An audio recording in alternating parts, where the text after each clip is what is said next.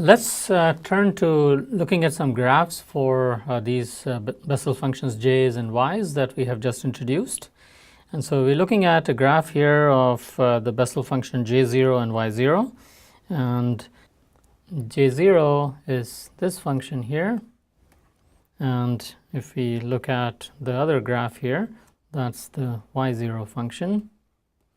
And you can notice that j0 oscillates around 0 and decays in amplitude, and y0 has a very large negative value. It blows up for small values of the argument and oscillates as it argument goes to larger values. So you can notice that j0 crosses this 0 value around various points that we can mark, and these are called the zeros of the j0 function, and they play a very important role in solving physical problems. They become related to eigenvalues of vibrations for waves on circular membranes, or they become associated with rate of decay of temperature inhomogeneity in a circular cylindrical region like a rod, or they become related to problems of mass transport in a tube and so on. So these particular values that I have marked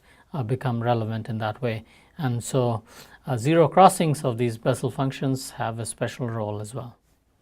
So we're now looking at Bessel functions j1 and y1. This one here is the j1 function, and the other function which is blowing up for small values of the argument is the y1 function. And again, like the j0 functions, both are oscillatory and they decay slowly as the argument increases. So here's one more example of Bessel functions, j and y. These are functions of half order, so we should really call it j1/2 of x. And this other function here, this is what we would call y1/2. So it's the order which is a half of x. And again, these are oscillatory functions, and they cross 0 at various points that I have marked here. j1/2 starts with 0 and in fact has a behavior which, if you differentiate it, you would see that you can create a very high derivative. Derivative may blow up. y1/2 itself blows up as x becomes small. So here we have plotted a whole bunch of Bessel functions together.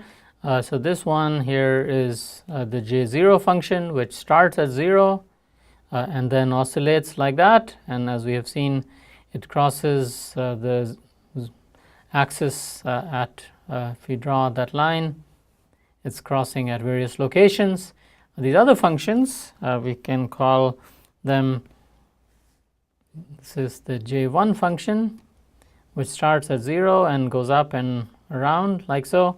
And we can also look at the function j2. It starts at 0 and is oscillating like so. And note that j2 function starts off much more smoothly. It sort of starts off with a tangency. Its slope also vanishes at 0 and oscillates around like so. You can continue sketching on that curve.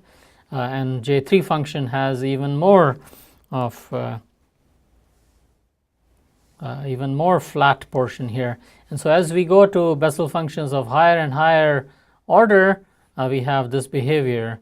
j3 function has a very flat region here, and j4 will have even more flat region, and so on.